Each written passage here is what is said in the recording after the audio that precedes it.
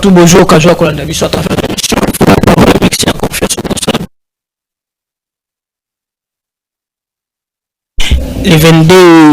le 22 décembre 2025. Merci la confiance, merci, c'est toujours Dieu, merci bien bas. Et bon, nous pour vendredi parce que nous avons beaucoup d'appels par rapport à la rediffusion à 21h. Émission Les Kaki TV, a problème technique qui depuis pigeon et on a et merci vraiment ça. Et je là que vous allez fidèles, vous allez concentrer dans la émission, na la parole parce que nous avons quelque part, vu que nous avons vraiment concentré quelque part pour une émission, un projet, un programme, une émission. Et ça qui, merci beaucoup déjà, tous qui annoncé déjà et dans mois de 2000 parce que quelques jours à tous côté 2026 à vous la parole, les autres à vous la parole nous tout est déjà préparé. Beaucoup l'on a vu sur YouTube, beaucoup l'on a vu sur YouTube, tout ça déjà à vous la parole TV, beaucoup appelez sur à vous la parole na page Facebook, beaucoup appelez sur à vous la parole na TikTok et beaucoup appelez sur à vous la parole na bureau nango moko et à vous la parole nous sommes déjà préparé pour que vous la parole et soit à disposition nango nous sommes. Merci beaucoup na confiance vos opérations et na sanga moto na plateau na zalina ndeko divin. Oui, Azali, moi, quand jeune Mboka, Azo soutenir, Azali parmi les activistes, à travailler comme activiste dans la République démocratique du Congo, et on a une question à la partie. Bonne nuit, divin.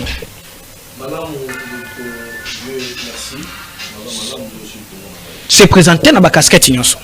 Nazali, Ndeko Divin Soukoutou, connu dans ce pays, activiste un ex-activiste de mouvement citoyen. Aujourd'hui, acteur politique, je vais passer mon temps dans la lutte de ce pays pour l'alternance que vous le connaissez très bien. J'ai un parcours politique très normal et je pense que Union Sobaïbi combat est Divin Soukoutou. Union Sobaïbi que Divin Soukoutou azali moko ya batu oyo bunda pona mbongwana ya mboka oyo lelo oyo toujours continuer à soutenir Mboka Nabiso malgré tout Est Nabiso allait toucher, mais cela ne nous dérange pas de continuer à soutenir le pays.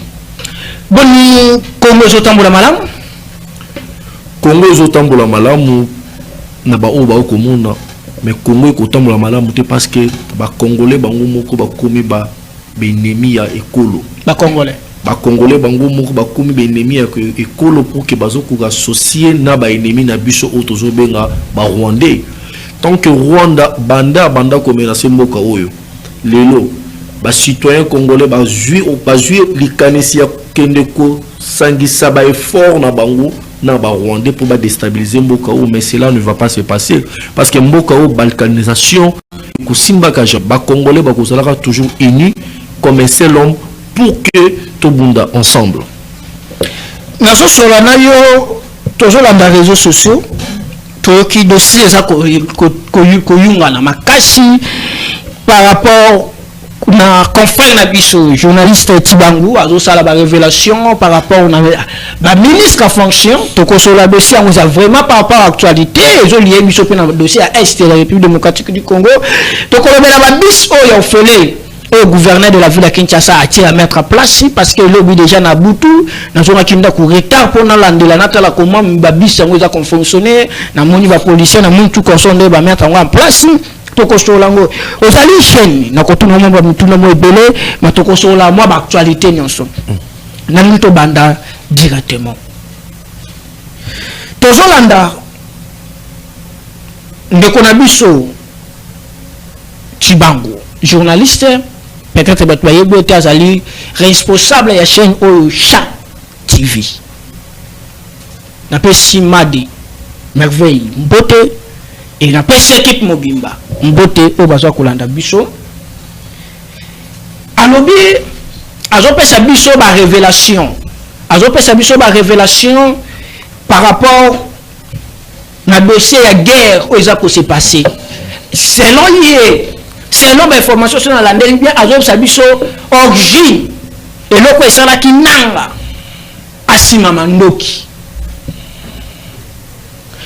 moi namboka divin lecture ni to sala d'abord ya ko ba révélation ko batumso zo bengo ba révélation c'est là batumso bazo bengo manipulation c'est là batumso zo bengo ezali haine contre le ministre à place. Il y a ça à l'acting. Premièrement, ngai nazara contre bateau baloba la vérité. Parce que moi, je suis sorti de cette école de la vérité. Sur cette affaire, je l'ai suivi comme tout le monde. Je ne suis pas le porte-parole de M. José Panda et ni de Guy Luandomboyo.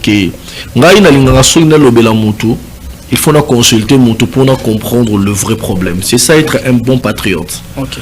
Je ne suis ni fanatique de José Panda ou quoi. J'ai essayé d'entrer en contact avec son cabinet pour que nous soit matière.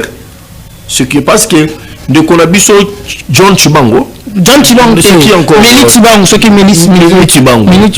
Ce qu'il dit, cela veut dire qu'il a la matière. Il a la matière fraîche.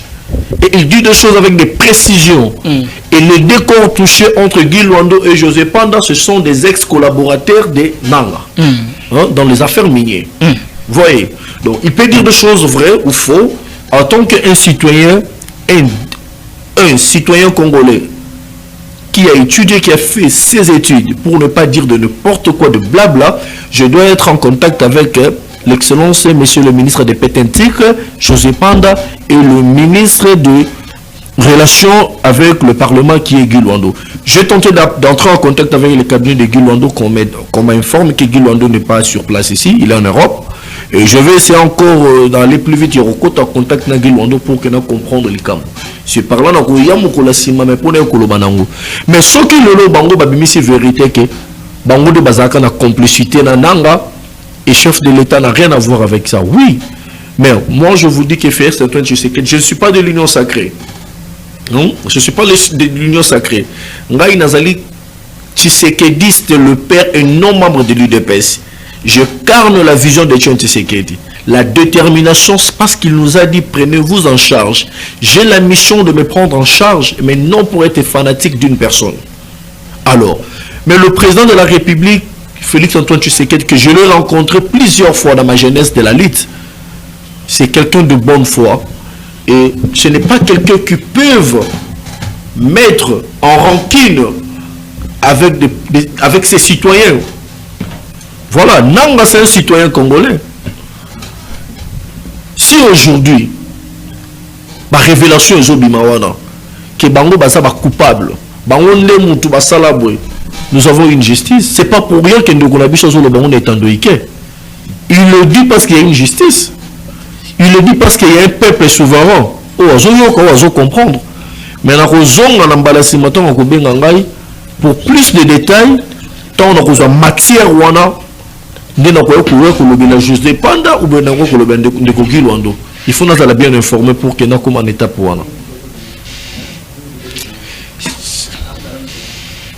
Mais par rapport à Nango, merci. Par rapport à Nango, mais c'est moi qui ai membre de l'Union sacrée. Union sacrée. Mais comment on a parce que ceux qui ont lobby à le bango, à lobby qui a un journaliste à sali avec la soit juste matière.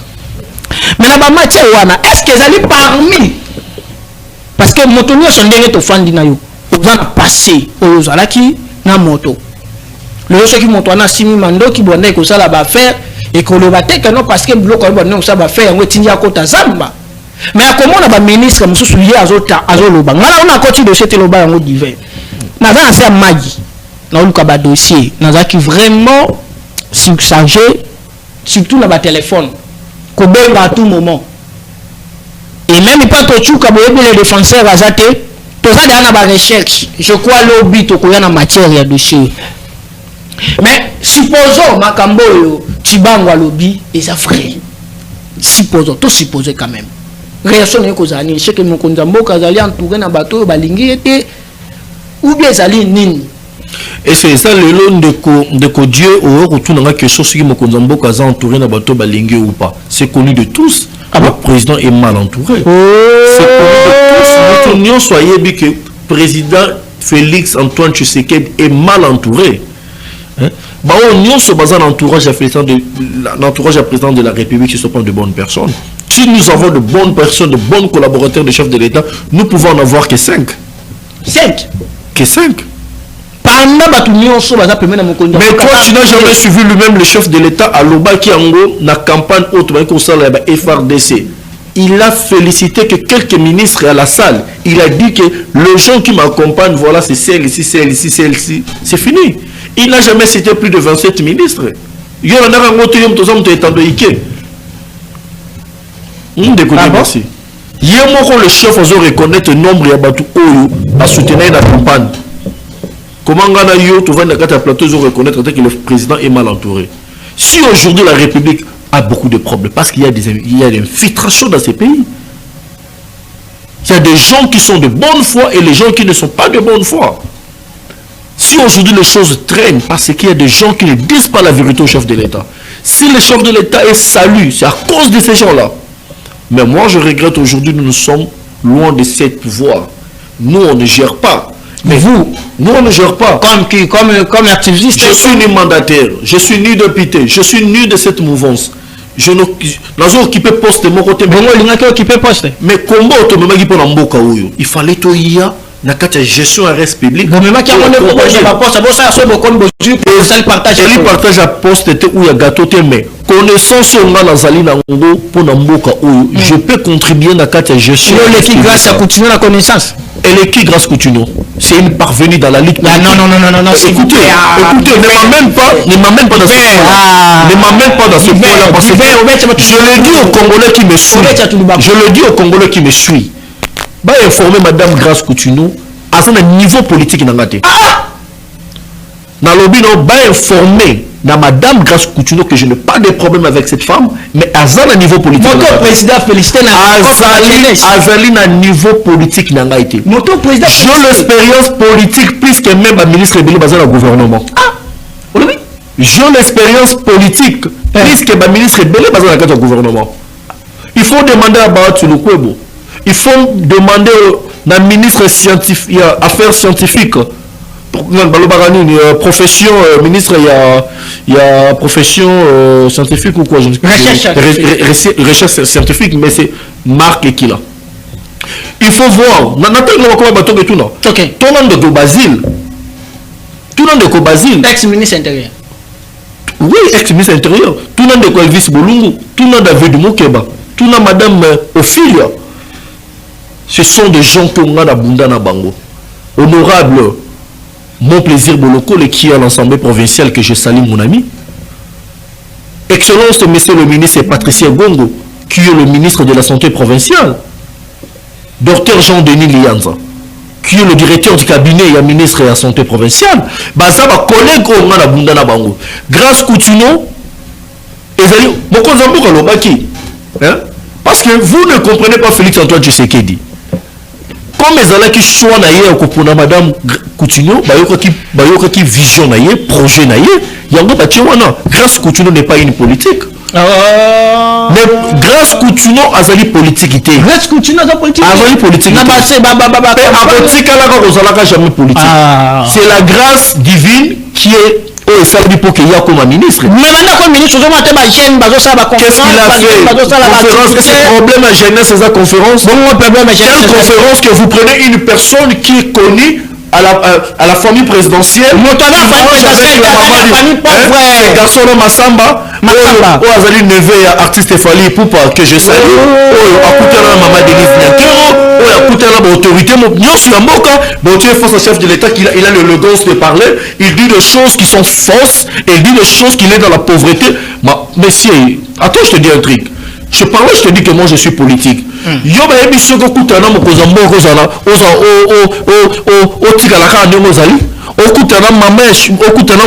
de l'État. Au vent dans la table, au PCM, à Kanissia, aux la pauvreté. Ah bon? Oh, ça m'aventure, c'est par là je vous dis que ces gens-là jouent avec le chef de l'État. Hein? Ces gens-là jouent avec le chef de l'État. Hein? C'est Gansolo Massamba. D'où il vient? Ah, tu n'as famille pauvre, hein? Alors, au moni conférence pour la jeunesse. Il faut trouver la jeunesse éveillée. Il faut trouver la jeunesse qui a lutté. Tant que ça, grâce continue à consulter ancien activiste et mouvement citoyenneté. Elle devrait divisé. Non, non, non, ils ne sont pas divisés. Je ne suis plus dans la lutte citoyenne, mais je suis dans la figure emblématique, il y a lutte. Mais ceux qui ont consulté Rabisso, Toye, Félix Tshisekedi devrait répondre aux jeunes au Balitaka na papa na ye, na Martin Fayoul pour chasser Kabila au pouvoir. Ce sont des jeunes, il ne faut pas parler face à Félix Tshisekedi, mais ce ne sont pas ces garçons Massamba, ce ne sont pas ces garçons que moi j'ai vu dans la salle. Félix Tshisekedi a à voir avec nous, la jeunesse, Oyoto Bengana Kabila na pouvoir. Je veux te dire un truc. Le ministre de l'Intérieur, Jacquemain Chaban, qu'il me suit, ce qui a Rolandanga cabinet, mais c'est Jacquemain Chaban me connaît de yeux. Je suis le jeune Ongaï n'a coûté la Jacquemain Chaban en 2016. Là, le cabinet, il y a M. Jacquemain Chaban, il y a Avocature, les alliés qui n'a place Imikan avec toi. Moi. Nous avons les amis qui sont là-bas. Jacquemain Chaban a mis l'élite, il y a divin sous-coup pour déstabiliser Tchang pour que Kabila parte. Moi, Jacquemain Chaban, ton télémina excellence, ton stratégie divine, tu es capable de déstabiliser Tchang. Ce message, tu dois partir. Moi, la bonne vérité, mon souci dans la carte, aujourd'hui, dans un homme d'État. Bah, il y a Bibiso. Mais aujourd'hui, si j'appelle Jacquemain Chaban, le téléphone peut sonner, dit bon. Mais c'est pourquoi nous sommes activistes dans la fonction à ta montre. Tout le monde est activiste, mon côté du pouvoir. C'est parce que l'élite, c'est vraiment ça. Parce que personne. Parce que nous, le chef de l'État, est au but de Zali. Il y a un autre monde qui va parvenir. Mais oui, que chef de l'État est ça que l'élite toujours pour mon cher. Est-ce que pas aujourd'hui, on peut se mettre en fonction, il fallait aller Baba le Belabino. Tu as parlé de divin soukout. Attends, en 2015, nous avons créé la jeunesse du rassemblement, qui a été dirigée par l'UDPS. À l'époque, c'était David Moukeba comme président de la jeunesse. Elvis Bolungu, MPCR de Jean-Claude Vemba. Moi, Divin Soukoutou, mouvement citoyen attaché à l'MPCR de Jean-Claude Vemba. Nous avons tenu une réunion stratégique à la 10e riche chez Papa Etienne Tshisekedi. Papa Etienne Tshisekedi en vie, mais en Europe. Félix Tshisekedi, représentant du rassemblement. Moi, Divin Soukoutou. Nous étions au nombre de 18. Nakata Payot, c'est dans le pan où il y a Fenx délimité. Nous avons échangé avec le chef de l'État. Si le chef reconnaît ce jour-là en 2015, je te dirais qu'il y a eu des jours de jeunesse rassemblement. C'était pour déstabiliser le pouvoir de Kabila.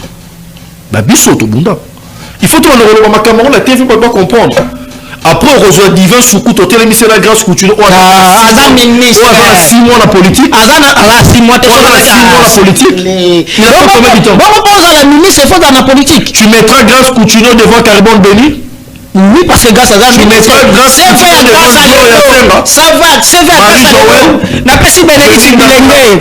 Napesi Bénédicte Bilenge. Félicitations pour la trophée. Voilà Mboka. Voilà bureau. Voilà ça.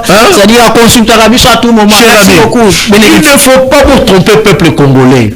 Mais il y a une expérience qu'on est Bénédicte Bilenge. Grâce à Coutinho, espérance ministre en fonction. Il a géré son vol le Congo de son père.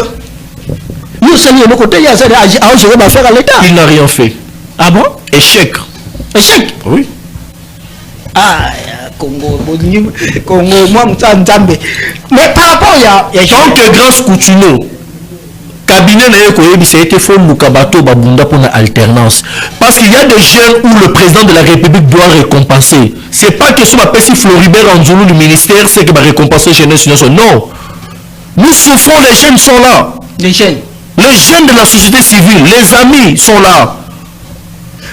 Il y a des camarades du même homme qui par rapport au chef de l'État matin, midi, soir. Les activistes pro-Kassaïens, ils sont là. Il y a des activistes pro des gens de Bandou qui soutiennent aussi les chefs de l'État. Pour ne pas dire le tribalisme.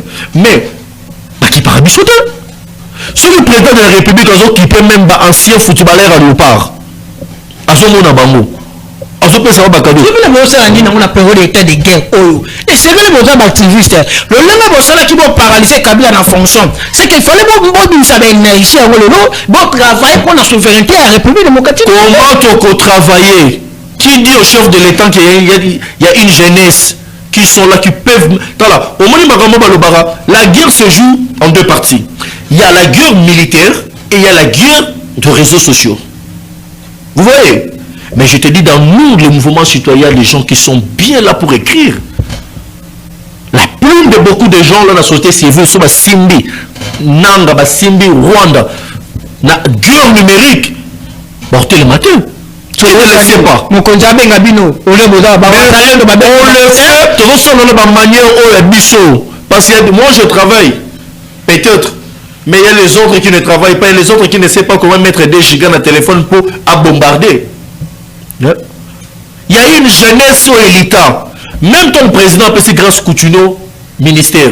Si le président avait de bons collaborateurs, ben sa président grâce Coutinho a dit qu'à l'entrée du ministre, mais cabinet est dans la composition de la jeune société civile au Bandé. Il y a Terry Chumanga qui est là, il y a Franck Baping qui est là, il y a Gloria Songa qui est là, il y a Carbone Beni qui est là, qui est directeur du cabinet, il y a grâce Coutinho, il y a Palmer, non pas Palmer, il est allé à la rébellion, il y a Beni Bilenge qui est là, hein? Il y a Ben Chiswaka qui est là, il y a Mwanda Moussol qui est là. Hein? Ils sont nombreux, que je peux citer le nom ici. Hein? Ngaya Pamba sur la responsabilité qu'on réunit notre société civile. Je veux les réunir. Mais ça dans ta tête aujourd'hui, il ne faut pas citer Grâce Coutinho dans les affaires politiques. Je vous mets en garde que cette femme-là ne représente pas la lutte politique de la jeunesse congolaise. Asala o batinda ki asala, ayo la biso wa Masamba, ayo la biso banani, c'est fini. Bah Océa Tamboué. Celui-là doit être interpellé. Nani? Celui-là. Océa Tamboué. Oui. Nous avons le savoir à donner dans ce pays. Hein? C'est un rêve, hein? Sénaref doit interpeller Océan Tamboué. Pourquoi? Tu sais l'affaire d'Océan Tamboué. Je l'ai tuté, je suis de même avis avec Patrick Local qui est ton confrère. J'ai tweeté. Je demandais à la justice là-bas. Pourquoi? L'affaire d'Océan Tamboué est comme ma jeunesse na rébellion mokobo ya kimuhibi. Tu sais que batu mususu ba mona Océan Tamboué sibi bambongo. Ba jeune mususu ba komi impressionné ba ça la même acte. Kulu ne banda na mutu moko. Kulu ne banda jamais na batu. To ka kulu ne banda ki na matete. Kombo pesa ki kulu na te.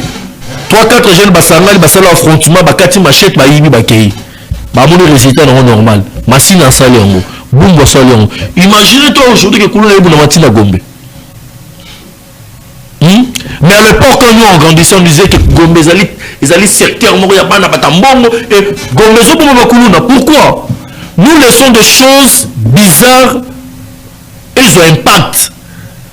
Nous sommes les Christian Bossembe des années. Ça quand ceux qui ont lobby, bêtises au belon, ma belle première vacances, Christian Bossembe devrait interdire Océan Tamboué. Mais ça bon on est là, yo so zambo on a poche. Mon cher, mon cher, les motivation. On ne peut pas motiver les jeunes au Lukambongo en touchant de l'argent pour aux autres exciter Batou.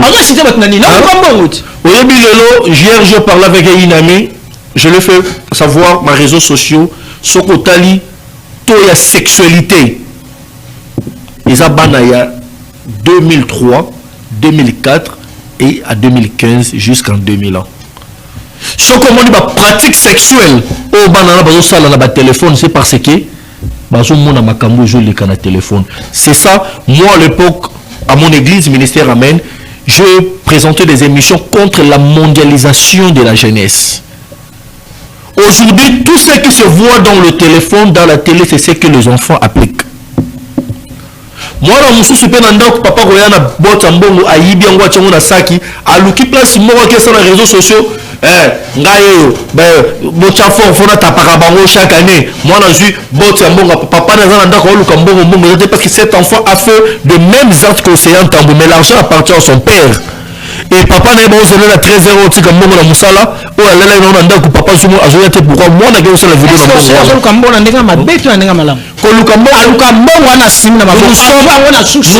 pas jaloux de Océan Tamboué. Nous sommes jaloux ou nous sommes catégoriques de l'application ou la visibilité de ce qu'il gagne devant la télévision. Hein? Pourquoi aujourd'hui liberté à presse, liberté à presse, et comme une liberté liée dans de bêtises?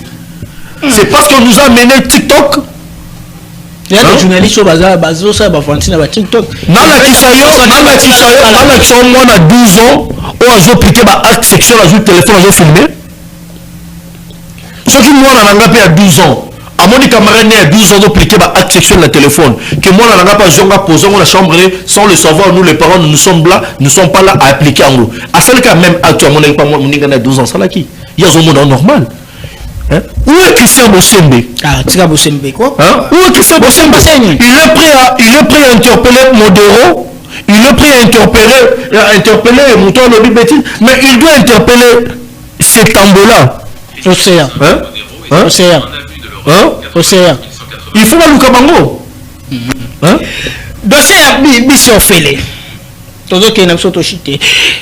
Gouverneur a tiré Bissi Ophélie 22h. 4 et 5 heures. Ce sont des aventures. Ce sont des aventures.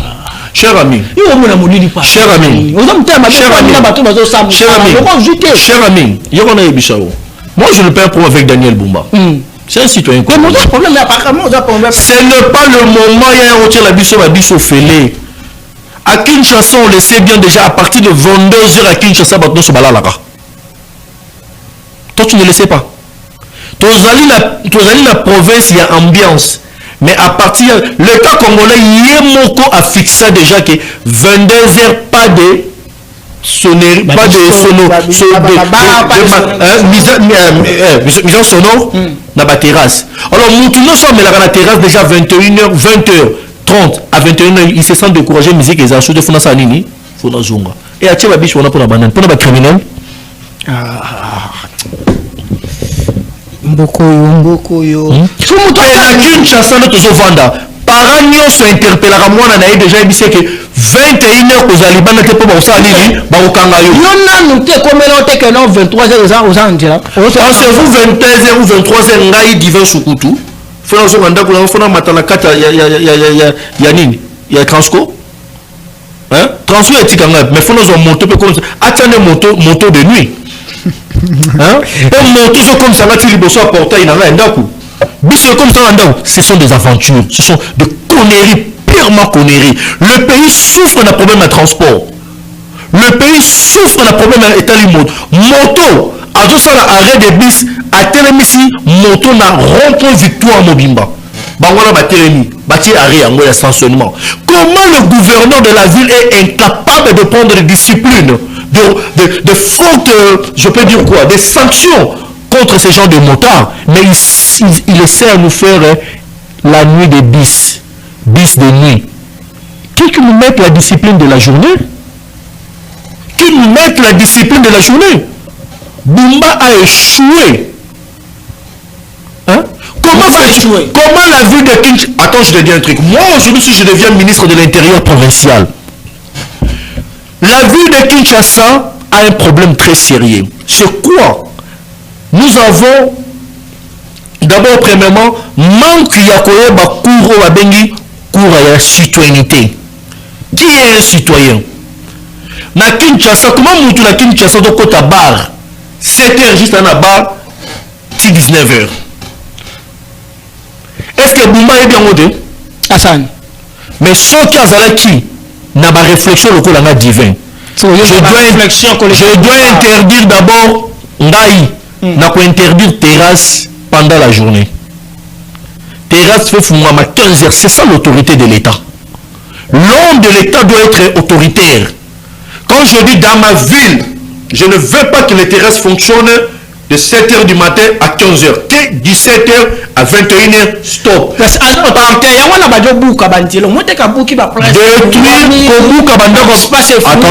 Attention. Mon cher, le Congo a un problème, il y a autorité de l'État. L'État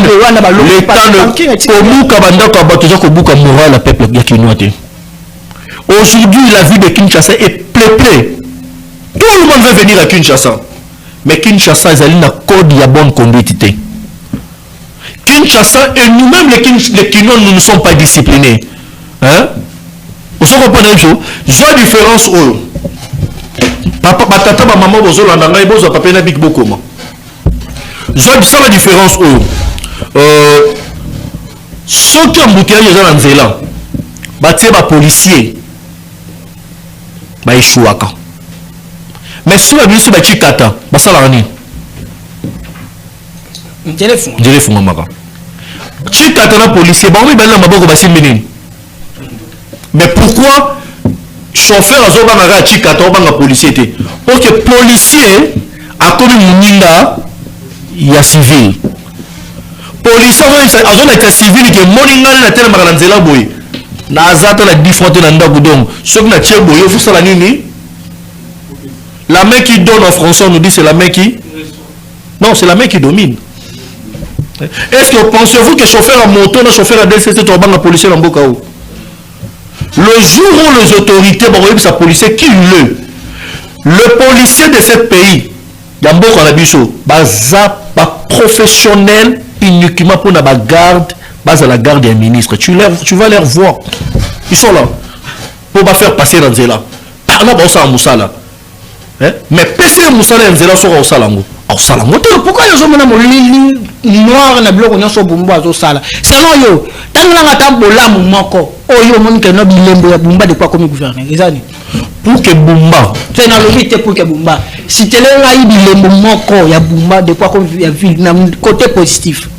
Bilembo moko. Oh ya sali obika quand même oh vraiment félicitations na lui. Asali combien de mois na gestion na Asali combien de mois na gestion na ville à Kinshasa? Que 10 mois ou c'est 15 mois? 15 mois, 18, 13 mois. Asali 15 mois. Mais pourquoi le Mongo na 15 mois vous critiquez? Pourquoi vous critiquez? Tala, aux salons Asali 15 mois, azo qui ne vite au besoin de retirer la batubis de nuit. Les canons d'Anzela à la yolo médical, les canons de 7e niveau comme na yolo médical. Autant la seconde zélé allé. Merci. Basa la signe. To chité. Basa la signe tout le brano na bumba. Te basa. Au moins si ko place aux vérités à la média comme oui c'est besoin to comme na suka, to comme na suka, to comme na suka. To na suka te. Mais ça message la bande ko balandi biso, mot de la fin. Je crois to zana yo lo ko zana kim. To zana yo seulement au mobiba. Mais ça message la bande ko balandi. On a fait ça bonne année bon c'est la biso 10 minutes c'était parce qu'il y a la vérité. Bon. Message au Européen sur le peuple quinois ou bas congolais, il faut tous aller éveiller, tous en a conscience. Tout perdre de conscience c'était devant la politique. Tu vois, conseil européen c'est Daniel Bumba. Comment Moutou Oyo a coupé sa discipline na ville na yo. Zala autoritaire. Lobana batu, je veux pas de ça, c'est ce qui reste. Tu as foué, tu as autorité là où tu verras la ville va évoluer. La ville c'est pas faire de macadam. La ville, c'est pas mettre le bis de nuit. Le bis de nuit, c'est pour les hommes qui parlent la nuit qu'on a la boîte de nuit. S'il n'y a pas les Yango, ils vont monter par ça. C'est moi qui vous remercie. Bon, ça qui est bien là, on a vu sur rediffusion 21h, schiste dans la même chaîne, tout le monde a dit lobby. Tout ça, on a vu sur Benga Biso Koya. Je crois que tout ça, on a Bénédicte Sibilenga mission, tout ça déjà, tout ça qui est un trophée, ça qui bien. Maintenant, tout le monde a dit lobby dans la même chaîne. Ça a été fort. Hein?